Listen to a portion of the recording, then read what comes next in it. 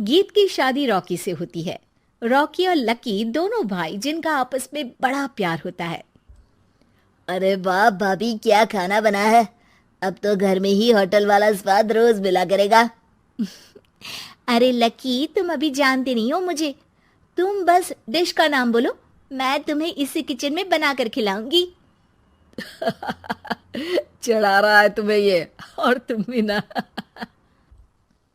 गीत रॉकी के छोटे भाई को दोस्त की तरह मानती। वो रॉकी के साथ उसकी भी जरूरतों का ध्यान रखती। लकी, ये रहे तुम्हारे कपड़े, धोकर प्रेस करवा दिया है, अलमारी में सजा लो। अरे रख दो ना भाभी अलमारी में भी।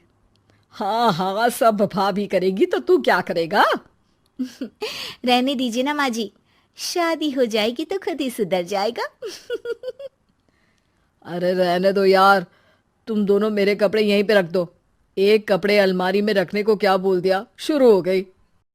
एक दिन, रॉकी सुनिए ना, कल जल्दी आ जाना, मुझे मायके जाना है, या सुबह छोड़ दीजिए और शाम को लेकर आ जाना।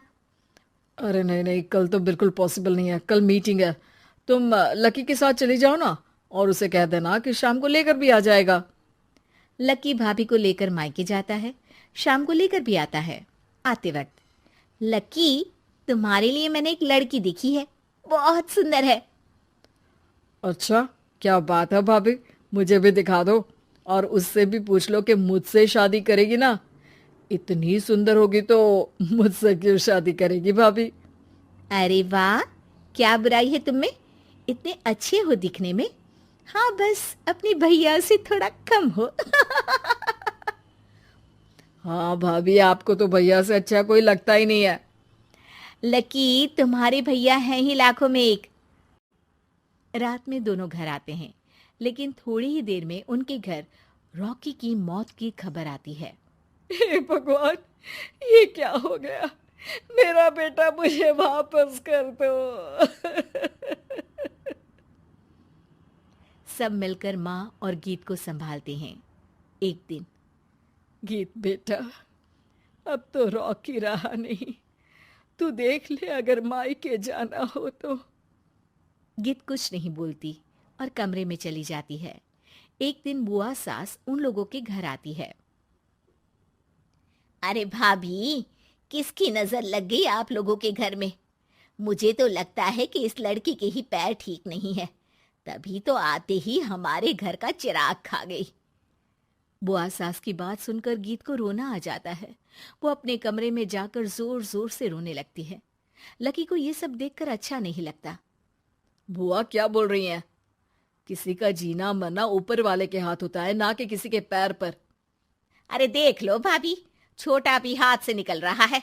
ऐसा ना हो कि ये लड़की सबको आपके खिलाफ कर दे। तभी वहां गीत चाय लेकर आती है। लीजिए बुआ जी, चाय पी लीजिए।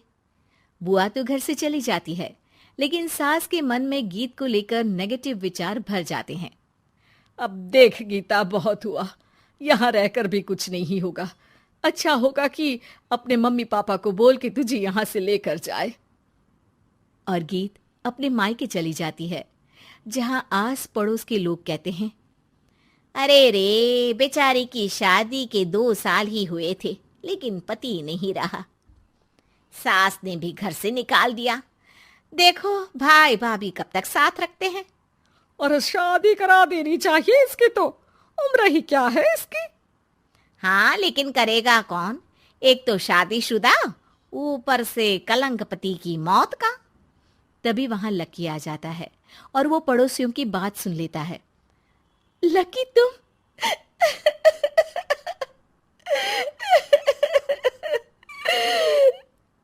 भाभी, ये जमाना आपको जीने नहीं देगा, लेकिन आप चिंता मत करना, मैं आपको आपके हिस्से की सारी खुशियां दूंगा। लीजिए, माँ ने आपका ये बैग भेजा है, इसमें आपके जरूरी सामान है जो वहीं रह गए थे। लकी देखता है कि गीत को ससुराल से लेकर मायके तक हर जगह सिर्फ ताने ही सुनने पड़ते हैं।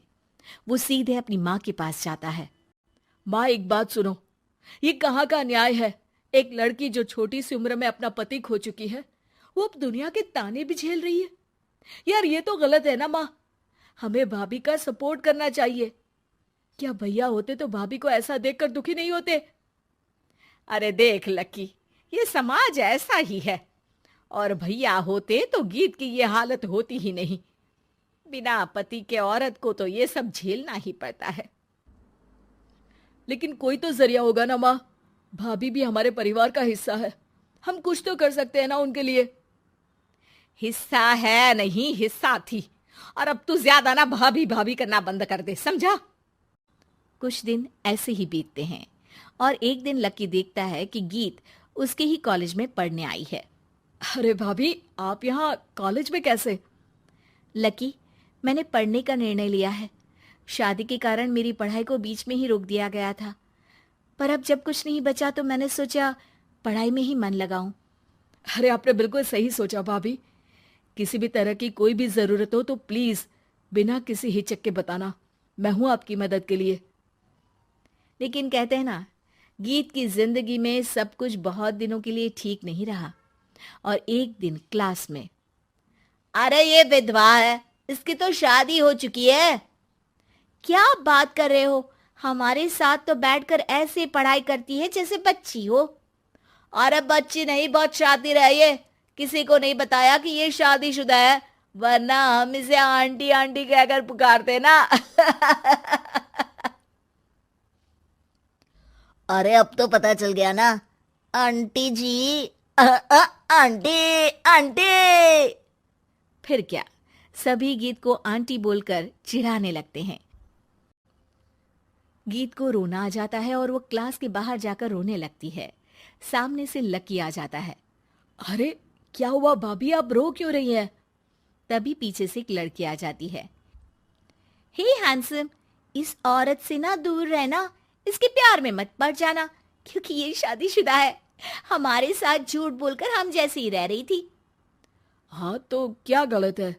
सही उम्र में तुम्हारे माता पिता तुम्हारी पढ़ाई छुड़वा देते तो आज तुम भी शादीशुदा ही होती ना, और इनका पति नहीं रहा, उसमें इनका क्या कसूर? अरे कोई अपने जीवन को नई शुरुआत दे रहा है तो तुम लोगों को क्यों मिर्ची लग रही है? अरे तुझे बड़ी दया आ रही है, कर लेना तू शादी। लकी तब तो कुछ नहीं बोलता, लेकिन ये बात उसके मन में घर कर जाती है। और फिर एक दिन, माँ, मैं गीत से शादी करना चाहता हूँ। अरे क्या बक रहा है बेटा, तेरा भाई तो खा गई वो, अब मैं अपना दूसरा लड़का नहीं खो सकती। नहीं माँ, मैं गीत को यूं परेशान नहीं देख सकता। उसका कॉलेज में भी लोगों ने जीना मुहाल कर रखा है। मैं उनसे शादी कर उन्हें फिर से इस घर की बहू बनाऊंगा। तुम मानती हो तो ठीक है, नहीं तो मैं घर छोड़कर चला जाऊंगा। अरे मुझे मंजूर है बेटा। लकी माँ के साथ गीत के घर जाता है और उसका हाथ मांगता है। घर वाले मान जाते हैं। थोड़े से इनकार के बाद गीत भी लकी से शादी करने को मान जाती है।